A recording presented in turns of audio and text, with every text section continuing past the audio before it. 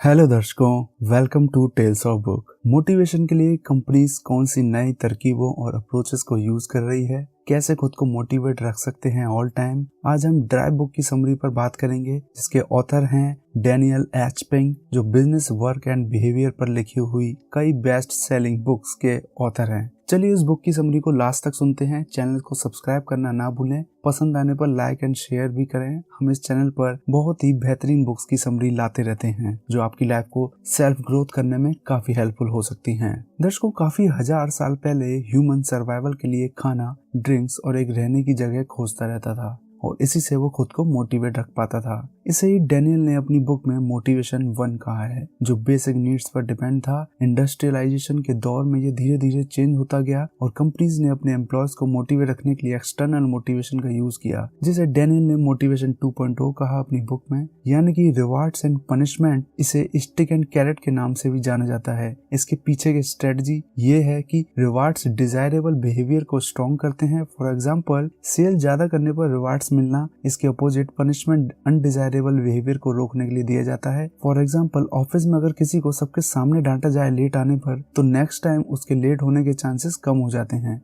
ये motivation external motivation है, और मैनेजमेंट को अपने एम्प्लॉयज को मोटिवेट रखने के लिए स्टिक एंड कैरेट से इंस्पायर नहीं किया जाए तो वो अपने काम को करने के लिए एक्साइटेड नहीं होंगे। यहाँ तक आजकल कुछ कंपनीज अपने वर्कर्स को हैप्पी रखने के लिए ड्रेस कोड या वर्किंग आवर्स को फ्लेक्सिबल बना रही हैं। स्टिक्स एंड कैरेट्स मेथड को if this then that method भी कहा जाता है, यानी कि यदि आप ये करेंगे तभी आपको वो मिलेगा। फॉर एग्जाम्पल, अगर आप अपना होमवर्क करोगे तभी आपको चॉकलेट मिलेगी, और अगर आप अच्छे से काम करोगे, इतनी सेल करोगे पर वीक, तो आपको बोनस मिलेगा, वरना आपको फायर कर दिया जाएगा, एक्सेट्रा एक्सेट्रा। एक स्टडी जो MIT में की गई, जिसमें रिसर्चर ये देखने की कोशिश कर रहे थे कि लोग खुद को कैसे मोटिवेट करते हैं। एक ग्रुप को कुछ काम दिए गए और उनके 3 लेवल रिवार्ड्स थे, जैसे कि थोड़ा काम करने पर थोड़ा पैसा मिलेगा, और उससे बेहतर काम करने पर और ज्यादा पैसा मिलेगा, और अगर आप बेस्ट काम करते हैं तो आपको सबसे ज्यादा पैसे मिलेंगे।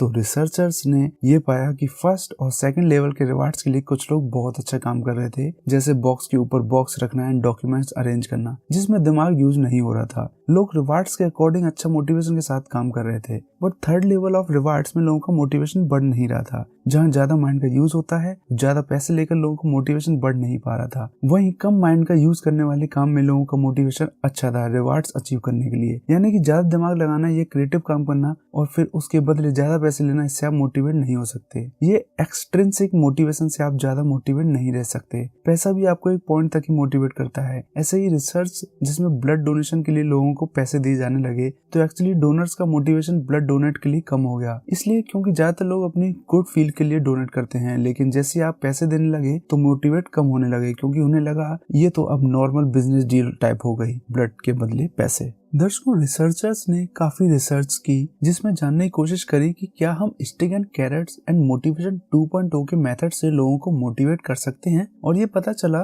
कि स्टिक एंड कैरेट्स वाला मेथड बेस्ट नहीं है। हमें ऐसा किसी थर्ड पार्टी द्वारा मोटिवेट नहीं किया जा सकता लंबे समय तक। एक एग्जांपल, इंश्योरेंस पॉलिसी सेल करने वाली कंपनी जो अपने एम्प्लॉयज को ज्यादा सेल करने पर ज्यादा इंसेंटिव देगी, इससे क्या होगा, उनके एम्प्लॉयज सेल ज्यादा करने के लिए कभी कभी रॉन्ग या इनकम्प्लीट इन्फो देकर सेल करेंगे, जो कि कंपनी को नुकसान देगा। और क्योंकि सेल ज्यादा हुई तो इंसेंटिव भी मिलेंगे, बट कस्टमर को इससे प्रॉब्लम हो सकती है। वहीं कस्टमर को प्रॉब्लम होने से कंपनी के लिए वो लॉयल भी नहीं रहेगा। हालांकि एम्प्लॉय का टारगेट पूरा हुआ, देन उसे इंसेंटिव मिला, बट कंपनी का लॉस हुआ, क्योंकि शायद वो कस्टमर फिर से परचेजिंग नहीं करेगा, जहां उसे इनकम्प्लीट इन्फो के साथ सेल किया जाता है प्रोडक्ट। इस बात के बेस पर स्टिक एंड कैरेट्स मेथड कहीं कहीं उल्टे पड़ जाते हैं। हमें कोई और मोटिवेशन की जरूरत है। मोटिवेशन 1 एंड मोटिवेशन 2.0 के अलावा एक और मेथड है मोटिवेट रहने का, वो है मोटिवेशन 3.0, जो कि इंट्रिंसिक मोटिवेशन है, यानी कि इंटरनल मोटिवेशन। 1949 तक माना गया था कि ह्यूमन और एनिमल बिहेवियर इनर और एक्सटीरियर मोटिवेशन द्वारा कंट्रोल किया जाता है। कुछ साल बाद साइकोलॉजी के प्रोफेसर हैरी हार्ले ने रिसर्च करी, उसके अकॉर्डिंग इस थ्योरी को गलत बताया गया। हार्ले ने 8 रिसर्च बंदर को एक पजल दी, हालांकि उन बंदरों को पजल सॉल्व करने में ना कुछ स्पेशल खाना और ना कोई तारीफ। हार्ले निश्चिंत हुए हुए कि वो इस पजल के लिए खुद को कनेक्ट नहीं करेंगे, जबकि बंदरों ने कुछ दिन समझा और देखा कि ये कैसे काम करता है और कुछ दिन बाद बिना किसी एक्सटर्नल मोटिवेशन के उस मैकेनिकल पजल को सॉल्व कर दिया। ये ऐसे ही जैसे कि एक बड़ी कंपनी एनसाइक्लोपीडिया, विकिपीडिया जैसी ग्रोथ और डेवलपमेंट ऐसे ही हुई है, जिस पर हजारों एडिटर्स एंड राइटर्स अपनी इच्छा से और वॉलंटरी इस वेबसाइट पर एडिटिंग एंड राइटिंग करते हैं और बिना किसी रिवार्ड या मनी के अपने बेस्ट काम डिलीवर करते हैं। विकिपीडिया की ग्रोथ राइटर्स और एडिटर्स पर डिपेंड थी। ये प्रोजेक्ट ने बहुत बड़ी सक्सेस हासिल की। इसके विपरीत माइक्रोसॉफ्ट एंड कार्डा, जिसकी growth and development well paid editors and writers पर डिपेंड था, इसे कुछ टाइम पहले बंद कर दिया गया। ये दोनों एग्जांपल रिसर्च बंदर और विकिपीडिया में मोटिवेशन 2 यानी कि रिवार्ड्स एंड पनिशमेंट इनसे इंस्पायर नहीं होता है, बल्कि ये तो मोटिवेशन 3 यानी कि इनर मोटिवेशन से इंस्पायर होता है। ये प्रूफ हुआ है कि क्रिएटिव वर्कर ज्यादा प्रोडक्टिव तब होते हैं जब वो इंटरनली मोटिवेट होते हैं और उनकी हाई प्रोडक्टिविटी कंपनी को फायदा देती है। डैनियल ने इनर मोटिवेशन को 3 पार्ट्स में डिफाइन किया है। फर्स्ट पार्ट है ऑटोनॉमी। ज्यादातर कंपनीज एम्प्लॉय को रोबोट की तरह ट्रीट करती हैं और रूल्स फॉलो करवाती हैं, जिससे एम्प्लॉय का मोटिवेशन कम होता जाता है। रिसर्चेस में पता चला है कि यानी कि जब एम्प्लॉयज को फ्रीडम दी जाती है काम करने के लिए, तब उनका मोटिवेशन बढ़ जाता है। एक एग्जांपल गायपोस का है। एक नॉर्मल कॉल सेंटर में 35% लोग जॉब छोड़ देते हैं क्योंकि लगातार कॉल अटेंड करना न केवल बोरिंग और स्ट्रेसफुल होता है, जबकि गायपोस एक अलग तरीके से काम करता है। इसके एम्प्लॉयज बिना किसी मैनेजरियल प्रेशर के घर पर काम करते हैं और अपनी स्टाइल में कस्टमर से बात कर सकते हैं और इसलिए वो ऑलवेज मोटिवेट रहते हैं और कंपनी में लंबे समय तक रहते हैं। एंड कंपनी की कस्टमर सर्विस भी एवरेज से बेहतर है। गूगल के एम्प्लॉयज का वर्किंग टाइम्स इनके सेल्फ ऑर्गेनाइजेशन पैटर्न पर डिपेंड करता है। वो जब काम करना चाहते हैं वो उस टाइम काम करते हैं और इसके एम्प्लॉय अपना 20% टाइम खुद के इनोवेटिव आइडिया को डेवलप करने पे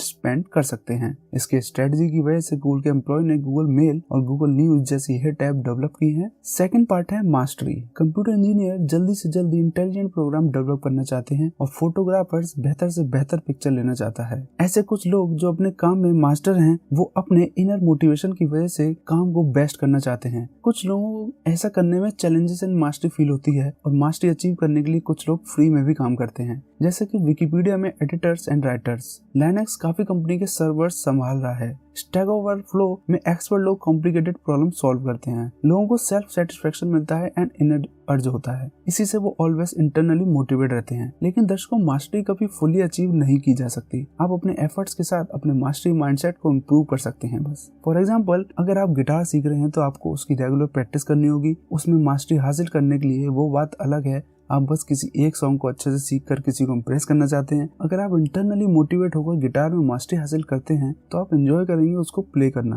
और रही बात इम्प्रेस करने की और पैसे की, वो तो आपके मास्टरी या एंजॉयमेंट लेवल से लोग ऑटोमेटिकली फैन हो जाएंगे आपके टैलेंट के। Third part, purpose. Maximum organization बस मनी को अपना एम नहीं रखते, बल्कि हायर पर्पस को अपना एम रखते हैं, जो उन्हें हाई लेवल का काम करके गोल अचीव करने में हेल्प करती है। हम अपने पैशन से भी ऑलवेज मोटिवेट रह सकते हैं। यही मेन पर्पस देता है आपके गोल अचीव करने का। पैशन में मास्टरी अचीव करके हम ऑटोनॉमी को फुल यूज कर सकते हैं, क्योंकि ऑटोनॉमी में हम अपने हिसाब से काम कर सकते हैं, ना कि जैसे सामने वाला बोला वैसा। अपने पैशन को समझकर उस पर वर्क करने के लिए ऑलवेज मोटिवेट रहा जा सकता है। दर्शकों, यूएसए में 50% एम्प्लॉयज ने अपने वर्क के लिए अनकमिटेड फील किया। वो अपने ड्यूटीज को पूरा करते हैं बट उनमें पैशन की कमी होती है। बहुत से लोग अपने काम को अपनी पूरी पोटेंशियल से नहीं करते हैं। ये उनके परफेक्शन के लेवल को कम कर देता है, जो 100% कमिटमेंट देने के लिए जरूरी है। परफेक्शन से मोटिवेट होने वाला क्रिएटिव लोग अक्सर फ्लो स्टेट में काम करते हैं। इसका मतलब वो कॉन्सेंट्रेट और पैशन की हाई डिग्री के साथ काम करते हैं और घंटों तक अपने काम में लगे रहते हैं। परफेक्शन कुछ ऐसा है जिसे हम कभी प्राप्त नहीं कर सकते हैं, फिर भी हमें इसके लिए ट्राई करते रहना चाहिए, जिससे कि हम परफेक्शन के करीब जा सके। इंडिया में एक एक्सपेरिमेंट में पार्टिसिपेंट्स को टेनिस बॉल पर निशाना साधने के लिए पैसे देने का वादा किया गया। जिनको ज्यादा पैसे देने का वादा किया गया था, नॉर्मल थॉट्स के अगेंस्ट उन्होंने सबसे खराब परफॉर्म किया।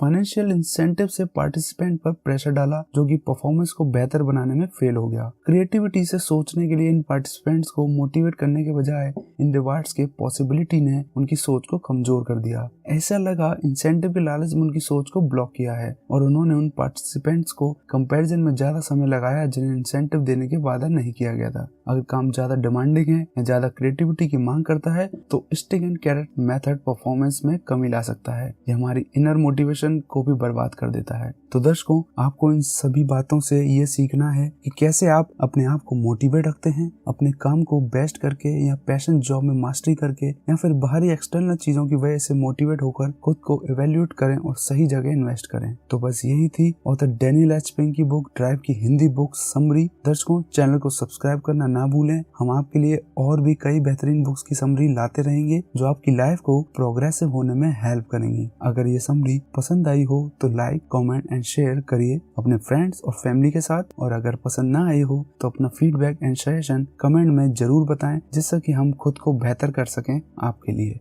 Thanks for watching.